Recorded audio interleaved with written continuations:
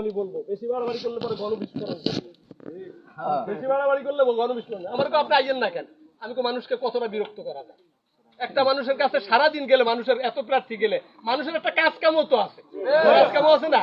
সারাদিন মানুষকে বিরক্ত করলে মানুষকে আল্লাহ বিবেক দেয় নাই? আমি কি 100 বার বলা লাগবে? আমার কাজ আমার পক্ষে কথা বলবে, আমার চরিত্র আমার পক্ষে কথা বলবে। আমার কাজ আর আমার চরিত্র যদি আমার পক্ষে কথা না বলে, তাহলে আমার চেয়ারম্যান আর মেম্বার হওয়ার দরকারটা কি? রাশিমারা দরকার আমাকে।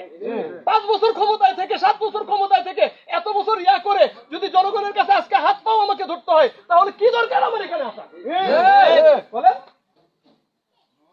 আজকে যারা এই হাত পাও ধরে ইয়া করতেছে, তারা আপনাদেরকে নির্বাচনের পরে এই যে পাও ধরাইছেন, এই পাও ধরার বিনিময়ে ফুটবলের মতন লাভ থাকবো দেখবেন।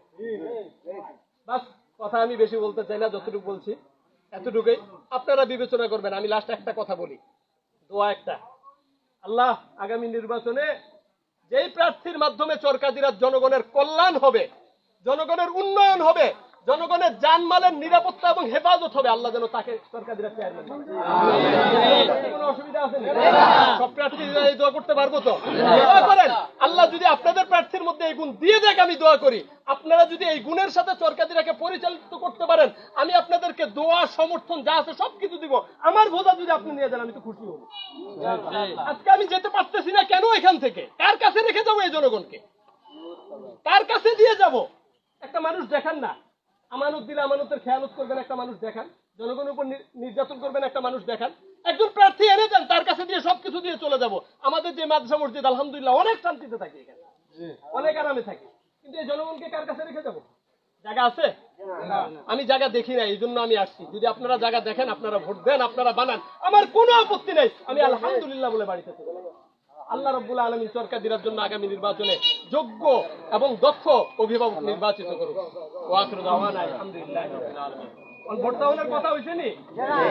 কথা কইতে পারবেন না? ভোট দেওয়ার লাই ইনশাআল্লাহ কইতে পারবেন তো? আলহামদুলিল্লাহ। এতটুকু বলি যে এই পদ দিয়ে, এই এগুলো দিয়ে কোনো টাকা পয়সা, গাড়ি বাড়ি কিছুই আমরা করি নাই, কিছুই করি নাই। বুকে হাত দিয়ে বলতে পারবো, মসজিদের সামনে দাঁড়ায় বলতে পারবো, কোথায় জমিনে দাঁড়ায় বলতে পারবো, এই চেয়ারম্যানই মেম্বারি পদ দিয়ে কোনো সম্পদ আমরা তৈরি করিনি। আমার বাবার চেয়ারম্যান হওয়ার আগে যে সম্পদ ছিল, এখন সম্পদ কমেছে, বাড়ে নাই। বলে না হুজুর করে লোভে ধরছে, কথা কয়নি? বাপ উপজেলা চেয়ারম্যান হইছে, অনপোলা চেয়ারম্যান হইতেছে, এই কথা কয়নি?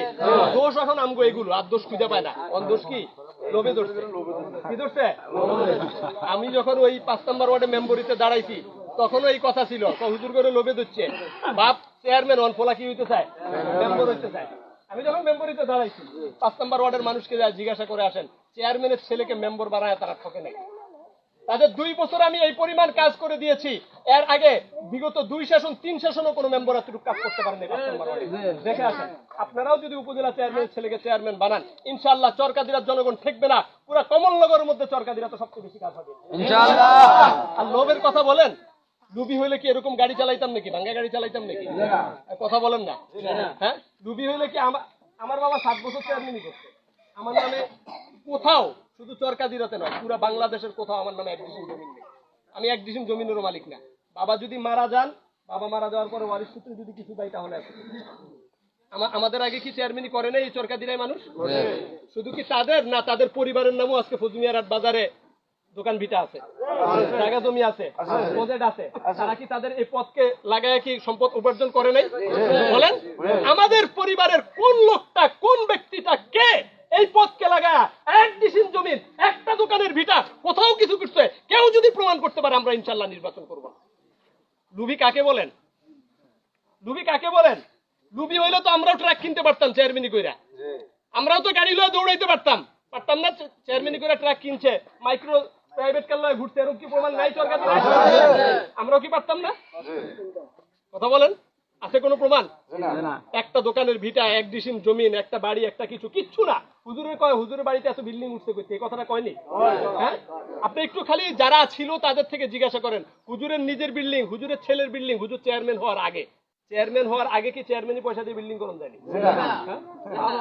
যারা কইবে হেরা এটা জবাব দেয়, চেয়ারম্যান হওয়ার আগে কি চেয়ারম্যানই পয়সা দিয়ে বিল্ডিং করুন জানি?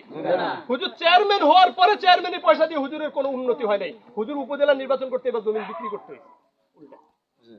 আলহামদুলিল্লাহ, এই কথা বলতে পারি, কোনো লোভ নয়, দুনিয়া উপার্জন করা নয়, কোনো কিছু করা নয়, শুধুমাত্র জনগণের সেবা করার জন্য আমরা এই জায়গায় আসছি।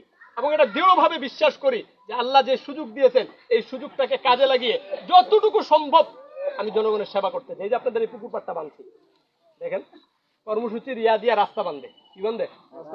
রাস্তা বাঁধে। আমাদেরকে প্রথম ওয়ার্ড মেম্বার বলছে, এরপরে এখান থেকে আমাদের অনেক মানুষ গেছে সরকারি পুকুর পাড় থেকে, একটা গ্রুপ গেছে আমার কাছে, যা বলছে, গেছেন না আপনারা, যা বলছে যে হুজুর আমগো পুকুর পাড়টা ভাঙ্গা পড়া যেতেছে, ইয়া করে যেতেছে। আমি ইউনূস সাহেবের সাথে কথা বলছি, ইউনূস সাহেব বলতেছে না এটা দিয়ে তো রাস্তা করতে হবে, পুকুর পাড় তো বান্ধা যেতে না। আমি অনেক সুপারিশ করছি।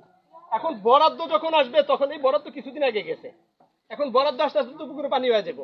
অনেক বলে টুলা রাজি করাইছি কোনো মতন, বরাদ্দ আসতে আসতে পুকুরে পানি হয়ে যাবে, এক সমস্যা। আরেক সমস্যা হলো হুজুর তখন পদত্যাগ করছে চেয়ারম্যান থেকে, উপজেলা নির্বাচন করব। এখন হুজুর উপজেলা চেয়ারম্যান হইব কিনা এটা তো কোনো নিশ্চয়তা নাই। নিশ্চয়তা আছে? হুজুরও চেয়ারম্যান নাই, ওইখান দিয়ে বরাদ্দ নাই, এখান দিয়ে কাজ করার দরকার। এত সব ঝুঁকি ইউনূস সাহেবকে একটু ভালো করে বুঝালেন। আমি বললাম স্যার এখানে বুঝার কি আছে, জনগণের দরকার, জনগণের দরকার। আমি যদি বরাদ্দের একটা টাকাও যদি স্যার আমি না পাই, তারপরে জনগণের জন্য আমার কাম এটা করতে হবে। চেয়ারম্যানি করে যদি এরকম 2-4 লাখ টাকা মাইন না যায় জনগণের জন্য, তার কি আর জনগণের লিগা করলাম? তো ভালো করে বুঝালেন, আমি তো আমার বুঝার আছে, কাজ করতে বলে দিচ্ছি। এই কাজের 3 থেকে 4 মাস পরে এটার বিল পাইছি। এটা চিন্তা করছি, শুধু আপনাদের এটা না, 3 নম্বর ওয়ার্ডে একটা গাইডওয়ালার একটা ব্যাপার ছিল, বারবার আমাকে বলছে হুজুর দেখেন বিল আপনি পাইবেন কি পাইবেন না, কারণ হুজুর উপজেলার পদত্যাগ করে ফেলাইছে, আরেকজন চেয়ারম্যানও তো আসতে পারে, আরেকজন চেয়ারম্যান আসলে আপনি আর এই বিল পাইবেন না, উনি উঠা নিয়ে যাবেন। আমি বললাম কোনো অসুবিধা নাই, জনগণের দরকার এখন, আমি এই মুহূর্তে যদি কাজ না করে দিতে পারি পরে করলে কি লাভটা হইবে? কোনো লাভ আছে? আমি চেষ্টা করেছি যতটুকু সম্ভব আপনাদের জন্য ইয়া করা। যখন আমার কাছে যে ইউনিয়ন পরিষদে গেছে, আপনারা সবাই জান না, এটা ঠিক ঠিক না? আপনারা বেশিরভাগ মানুষই জান না, না যায় মনে মনে কষ্ট বানান। কিন্তু যখন যে গেছে ইউনিয়ন পরিষদে, কেউ বলছে আমার চাউল নাই, টাকা নাই, এটার দরকার, আমি খালি হাতে ফিরাইছি, এরকম উদাহরণ খুব কম হতে পারে।